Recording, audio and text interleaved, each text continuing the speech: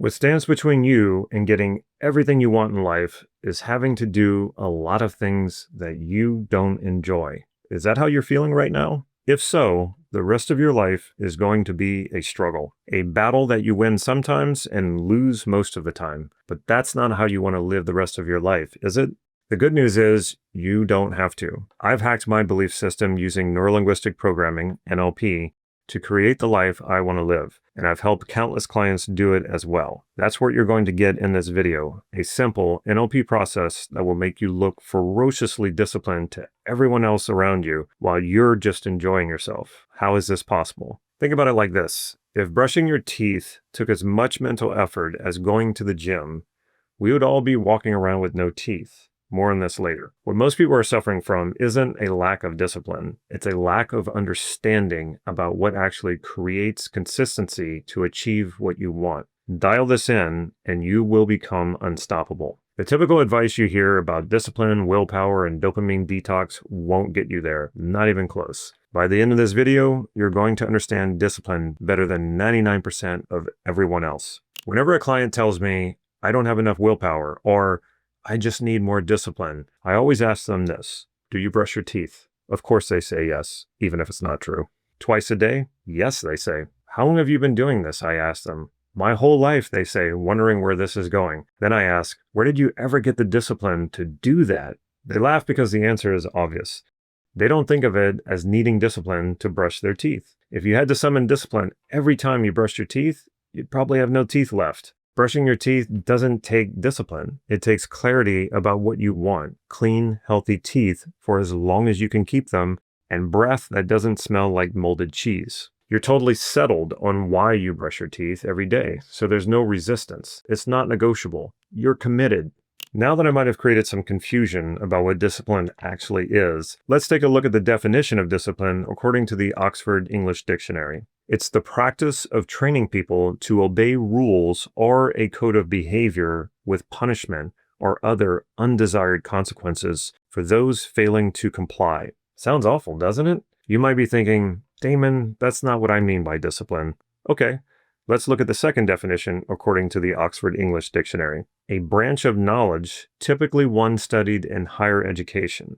You're probably thinking, again, that's not what I mean by discipline, Damon. And that's exactly the point. Are you actually clear about what discipline means to you?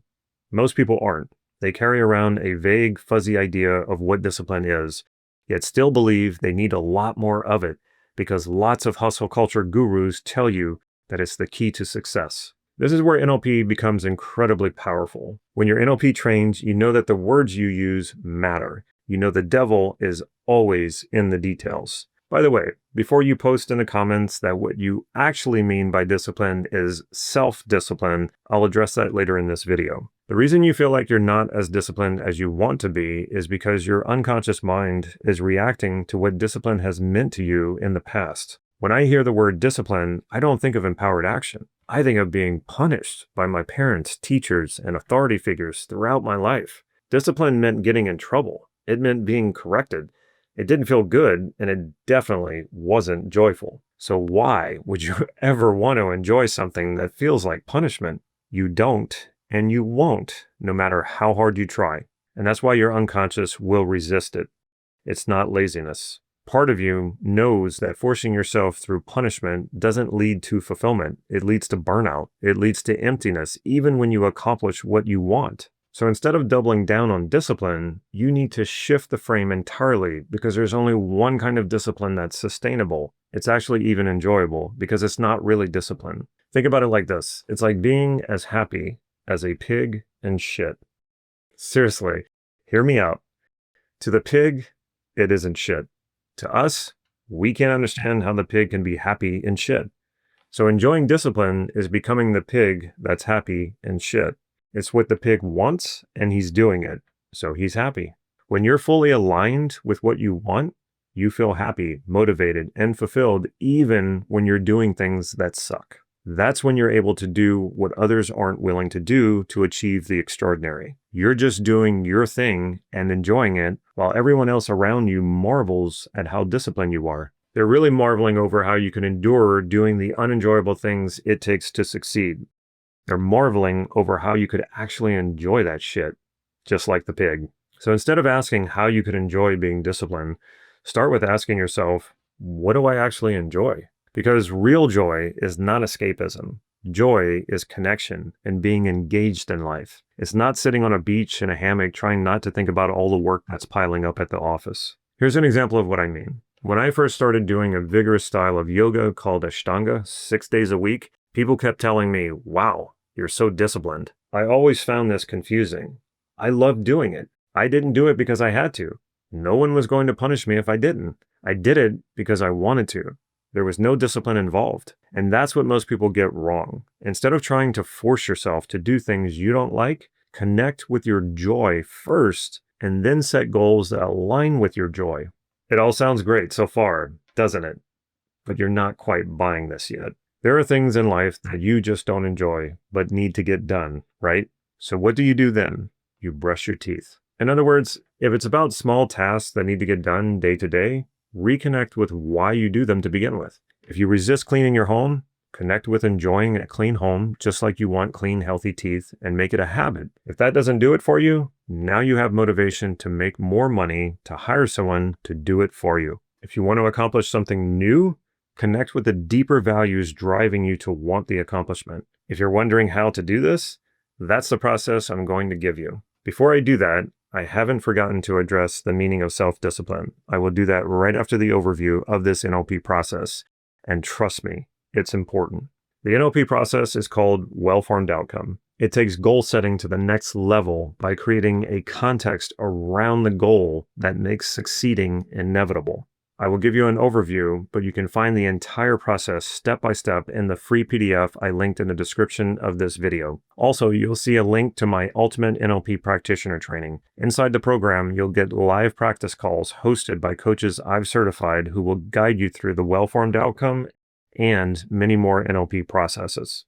The well-formed outcome. Step 1. State the tangible outcome you want clearly, not vague like I want to be happy. Specific and tangible, like I want to travel to 5 countries next year. Step 2, define the context, the when, where, and with whom. Step 3, find the deeper intention. Ask, what will achieving this do for me? Keep asking the same question with every new answer until you reach your core values. Step 4, plan the strategy. What's the how? Is it within your control? Can you initiate it and maintain it, or are you dependent on someone else or something else outside of yourself? Step 5, take the first step. What's the first action? Step 6, stay on track. How will you measure your progress? Step 7, skills. Do you need to learn something to achieve it? Step 8, check for resistance. Are there any internal objections to achieving it? If so, what's their positive intention? How can the intention support the outcome? Step 9, ecology. Will achieving this affect your relationships positively or negatively? How will it affect other parts of your life positively or negatively? As you go through this process, you're not just getting clarity on what you want, you're understanding what drives you and what gets in your way so that you can overcome those obstacles right from the start. When you answer all of these questions, you will realize that discipline and willpower don't play a role in achieving what you want in a way that fulfills you. What most people are missing is clarity, focus, and organization. Trust me, these are a lot easier to create rather than trying to discipline yourself. And when you create them, what you're actually creating is true commitment to what's most important to you. That will make you unstoppable. And now for self-discipline. The Oxford Dictionary defines it as the ability to control one's feelings and overcome one's weaknesses. The ability to pursue what one thinks is right despite temptations to abandon it. Sounds good, right? You're probably thinking this is what you meant all along by discipline. But it's actually a Trojan horse. First of all, control is an illusion. Your feelings are a response to information you're taking in all around you or from representations you're creating in your mind. So you don't really control your feelings like you think. When you understand them, though, you can nurture the kind of feelings you want to experience. And by now, you should know that discipline isn't one of them.